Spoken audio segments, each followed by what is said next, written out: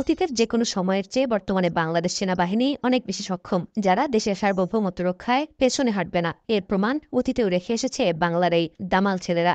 বাংলাদেশের উত্তরাঞ্চলীয় জেলা কুড়িগ্রামের একটি গ্রাম বড়াইবাড়ি। ২০০১ সালের ১৮ এপ্রিল এই গ্রামে ঘটে যায় বাংলাদেশ ও ভারতের সীমান্তরক্ষী বাহিনীর মধ্যে ইতিহাসের সবচেয়ে রক্তক্ষয়ী সংঘর্ষ।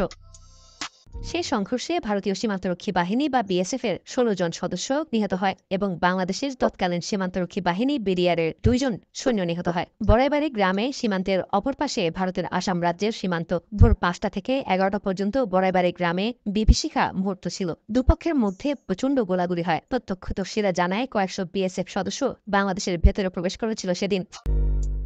বড়াইবাড়িতে যখন তীব্র সংঘর্ষ চলছে, তখন ঢাকায় তৎকালীন বিডিআর সদর দপ্তরের নির্দেশনায় জামালপুর এবং ময়মনসিংহ থেকে আরও বিডিআর সদস্য পাঠানো হয় কুড়িগ্রামের বড়াইবাড়িতে। ময়মনসিংহ এবং জামালপুর থেকে সকাল ১০:৩০ নাগাদ বিডিআর সদস্যরা বড়াইবাড়িতে গিয়ে পৌঁছান। এরপর কিছুক্ষণ বিরতি দিয়ে আবারও শুরু হয় গোলাগুলি। এভাবে ১৮ এপ্রিল সারাদিন এবং রাত গড়িয়ে ১৯ এপ্রিল রাত পর্যন্ত থেমে থেমে গোলাগুলি চলে।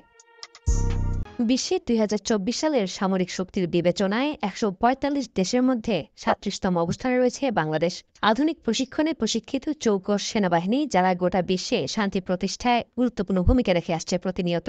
দেশের প্রয়োজনে যারা নির্ভীক, দুর্বার, ক্ষিপ্র, দেশপ্রেম আর ধর্মভীরুতা যাদের অঙ্গীকার, শাহাদাত যাদের প্রিয়, তাদের চোখ রাঙানো মানে নিশ্চিত মূর্খতা ছাড়া আর কিছুই নয়।